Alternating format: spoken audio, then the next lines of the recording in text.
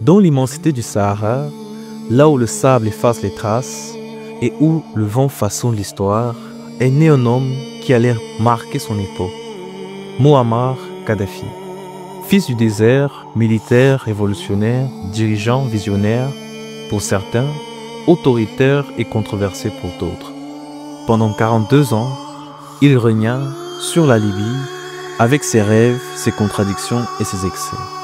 Son règne s'est terminé dans le chaos, mais son nom reste gravé dans toute une mémoire d'un continent.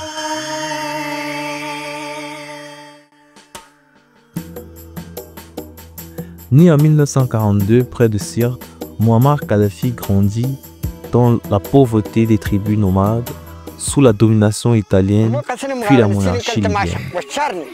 Dès son adolescence, il s'inspire du nationalisme arabe, des révolutions égyptiennes, de Nasser et rêve d'un pays libre, fier et maître de ses ressources.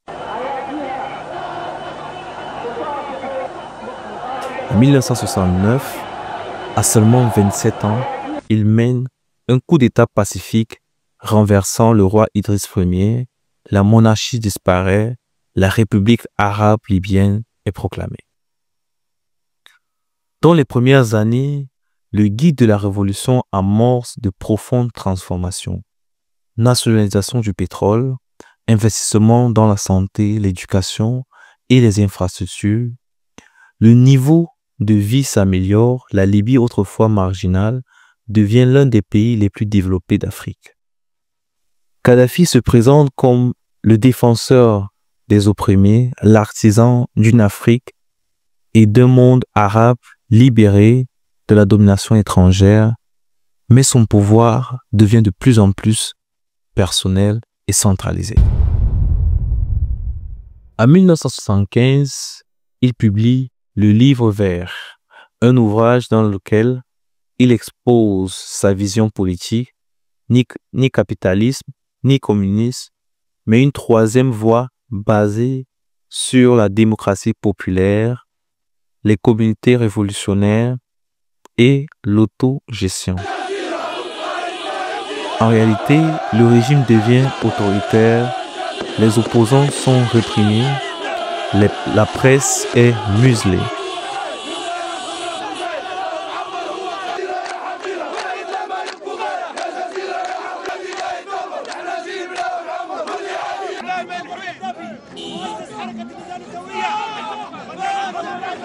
Sur la scène internationale, Kadhafi soutient des mouvements révolutionnaires, finance des groupes armés, ce qui lui vaut sanctions, isolement et hostilité des grandes puissances.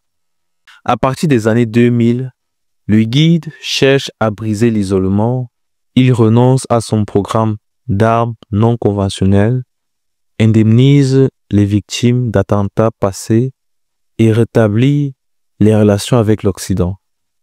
Kadhafi est reçu dans les capitales européennes. Il se présente comme un acteur de la stabilité régionale, partenaire dans la lutte contre le terrorisme et la régulation de l'immigration. En 2011, la vague de révolte du printemps arabe atteint la Libye. Des milliers de citoyens réclament des réformes, plus de liberté, la fin de la répression. Kadhafi refuse de céder et déclare vouloir préserver l'unité du pays et accuse des puissances extérieures de manipuler la contestation.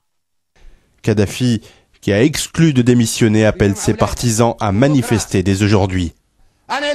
Je ne pourrai en aucun cas trahir les glorieux sacrifices de ceux qui ont porté la révolution. Je vais mourir en martyr. Je n'ai pas encore autorisé l'utilisation de balles réelles. Mais si la situation requiert le recours à la force, nous y recourrons. Mais tout sera ravagé. La situation dégénère en guerre civile. Les forces loyales affrontent les rebelles, soutenus par une coalition internationale sous mandat de l'ONU. Tripoli tombe en août 2011. Kadhafi se replie à Sirte, sa ville natale, assiégé par les forces rebelles. Le 20 octobre 2011, son convoi est ciblé par les frappes. Blessé, il tente de se cacher, mais il est capturé. Les images de sa capture et de sa mort font le tour du monde. La fin brutale de Kadhafi a prolongé la Libye dans l'instabilité. Le pays est encore divisé, en proie aux tensions politiques et aux conflits armés. Mais l'histoire de Mohamed Kadhafi dépasse les frontières libyennes. Pour certains, il restera le visionnaire panafricaniste, le bâtisseur d'une nation forte et indépendante. Pour d'autres, un dirigeant autoritaire dont les excès ont contribué au chaos.